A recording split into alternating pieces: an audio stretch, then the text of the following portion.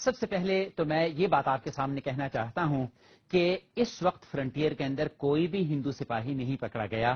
کوئی بھی وہاں سے اسلحہ نہیں آیا، اور کوئی ایسی چیز نہیں ہے۔ میں خود طالبان کے سینٹرز میں گیا ہوں، میں آپ کو بتاتا ہوں کہ اگر ان کے پاس اس طرح کی کوئی چیز موجود ہے تو وہ سامنے لائیں، لیکن طالبان نے تو مجھے خود اپنا اسلحہ دکھایا ہے، اور انہوں نے انتہائی فخر کے ساتھ کہا ہے کہ یہ اسلحہ ہمیں اسمگلڈ ملا ہے، یہ اسلحہ ہمیں فلاں جگہ سے آیا ہے۔ اس کے لیے میں دو انتہائی مؤدبانہ طریقے سے بات کروں گا۔ ایک یہ کہ یہ تو وہی لوگ ہیں کہ جن کو ہم نے پچھلے 30 برس سے تیار کیا تھا، اور پچھلے 30 برس سے ہم نے ان کو خود ہی تربیت دی تھی اور ان تمام چیزوں کی تربیت دی تھی۔ باقی رہی بات فنڈنگ کی، تو فنڈنگ کے لیے عالم عرب سے جو پیسہ آ رہا ہے اور دنیا بھر کے اینٹی امریکنز کی طرف سے جو پیسہ آ رہا ہے وہ اتنا زیادہ ہے کہ اس